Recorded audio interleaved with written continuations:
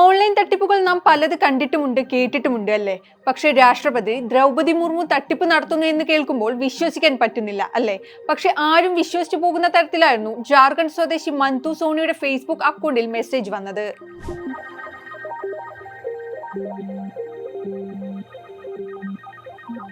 Message ഇങ്ങനെയായിരുന്നു: ജയ് ഹിന്ദ്, എന്തൊക്കെയുണ്ട് വിശേഷം? ഞാൻ വളരെ വിരളമായ ഫേസ്ബുക്ക് ഉപയോഗിക്കാറുള്ളൂ. നിങ്ങളുടെ വാട്സപ്പ് നമ്പർ അയക്കൂ എന്നായിരുന്നു അടുത്ത സന്ദേശം.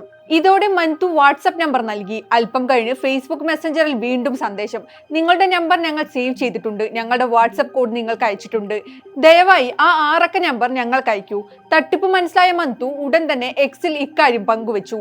രാഷ്ട്രപതി ഭവനെയും ജാർഖണ്ഡ് പോലീസിനെയും ടാഗ് ചെയ്തായിരുന്നു പോസ്റ്റ്. സംഭവത്തിൽ റാഞ്ചി പോലീസ് ഉടൻ തന്നെ നടപടി സ്വീകരിച്ചിരുന്നു. ഡിജിറ്റൽ തട്ടിപ്പുകൾ രാജ്യത്ത് വ്യാപകമാവുകയാണ്. വ്യാജ സാമൂഹിക മാധ്യമ അക്കൗണ്ടുകൾ നിർമ്മിച്ച് ആളുകളെ കബളിപ്പിച്ച് പണം അപഹരിക്കുക എന്ന പതിവ് രീതി തുടർന്നുകൊണ്ടിരിക്കുകയാണ്.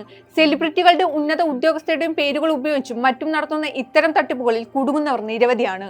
എന്നാൽ രാഷ്ട്രപതി ദ്രൗപദി മുർമുവിന്റെ വ്യാജ അക്കൗണ്ട് നിർമ്മിച്ച് ആളുകളെ തട്ടിപ്പിനിരയാക്കാൻ ശ്രമിക്കുന്നത് ഇതാദ്യമായാണ്. ഈ വാർത്തകളൊക്കെ നമുക്ക് നൽകുന്ന സന്ദേശം ഒന്നാണ്: അപരിചിതരായവർക്ക് ഫോൺ നമ്പർ, OTP, വ്യക്തിപരമായ വിവരങ്ങൾ പങ്കുവെക്കാതിരിക്കുക. കൂടുതൽ ജാഗ്രത പാലിക്കുക.